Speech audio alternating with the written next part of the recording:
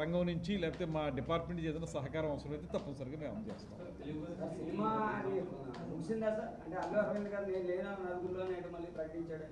అల్లు అరవింద్ గారు ఇచ్చినటువంటిది చాలా సహేతుకంగానే ఉంది, వారు కూడా చెప్పారు.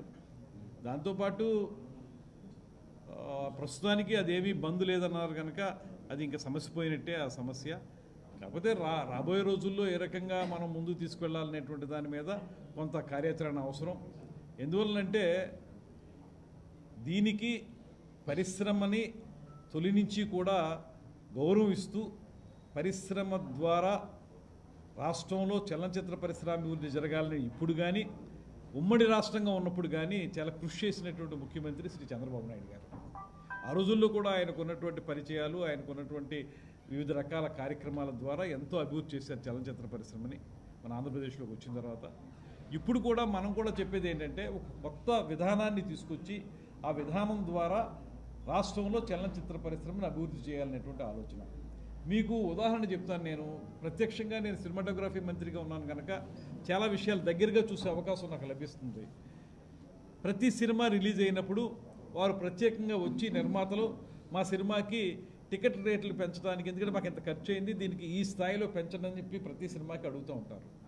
అడిగినప్పుడల్లా మేము డిపార్ట్మెంట్తో మాట్లాడడం అంటే ఒక్క విషయం అర్థం చేసుకోవాలి. ఇక్కడ ఇది సినిమాటోగ్రఫీ మంత్రిత్వ శాఖ కింద ఉన్నప్పటికీ కూడా దీనికి సంబంధించిన థియేటర్స్ సంబంధించిన ప్రైస్ హైక్ ఇవన్నీ కూడా మళ్ళీ వచ్చేటప్పటికి హోమ్ డిపార్ట్మెంట్లో ఉంటాయి.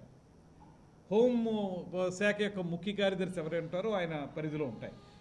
ఇప్పుడు ప్రతిసారి ఏమవుతుందంటే ఈ రకమైనటువంటి పర్మిషన్లు ఇచ్చినప్పుడు మేము పరిశ్రమ యొక్క బాగోగులను దృష్టిలో పెట్టుకుని డిప్యూటీ సీఎం గారు కూడా మాకు చెప్పిన మాట ఏంటంటే సినిమా రంగానికి మనం సహకారం అందించాలనేటువంటి మాటతోటి వారు ఎప్పుడు కూడా ఏ సినిమా ప్రైస్ హైక్ చేయాల్సి వచ్చినప్పటికీ కూడా వారు సరైనటువంటి సూచన చేస్తూ ఉన్నారు. దాన్ని బట్టి మేము పెంచడానికి ఒక ఫైల్ మూవ్ చేస్తూ ఉన్నాం. అయితే హోమ్ డిపార్ట్మెంట్ వారికి వచ్చిన ఇబ్బంది ఏంటంటే ఫైల్ అల్టిమేట్గా యాక్సెప్ట్ చేయాల్సిన వారు అలా చేసినప్పుడల్లా ఎవరో ఒకళ్ళు పబ్లిక్ ఇంట్రెస్ట్ లిటిగేషన్ పెడుతున్నారు. పబ్లిక్ ఇంట్రెస్ట్ లిటిగేషన్ పెట్టినప్పుడు ఏమవుతుందంటే ఈ రేటు ఇంత ఎందుకు పెంచారనేటువంటి కోర్టులో వేస్తున్నారు. కోర్టులో వేసినప్పుడు ప్రతి సినిమాకి కూడా ఆ ప్రిన్సిపల్ సెక్రటరీ గారో లేకపోతే ఆ డిపార్ట్మెంట్ చెందినవారో కోర్టుకి వెళ్ళి సమాధానం చెప్పుకోవాల్సిన పరిస్థితి వస్తుంది. ఈ పరిస్థితుల్లో వాళ్ళు వెంటనే దాన్ని ఆమోదించడానికి ఇబ్బంది పడినప్పటికీ కూడా డిప్యూటీ సీఎం గారు కానీ సీఎం గారు కానీ లేదు మనం ఏదో రకంగా సినిమా పరిశ్రమకి మనం సహకరించాలనేటువంటి మాటతోటి వారు రేటు పెంచుకోమన్నప్పుడు మనం సహకరిస్తున్నాం. దాన్ని బట్టి నేను కూడా హోమ్ సెక్రటరీ గారితో మాట్లాడి మీరు కొంచెం యాక్సెప్ట్ చేయండి అని చెప్పి దాన్ని ఆమోదింపజేసేటువంటి కార్యక్రమాన్ని ఈ సంవత్సర కాలంగా కూడా చాలా ప్రతి సినిమా విషయంలో చేస్తూ ఉన్నాం.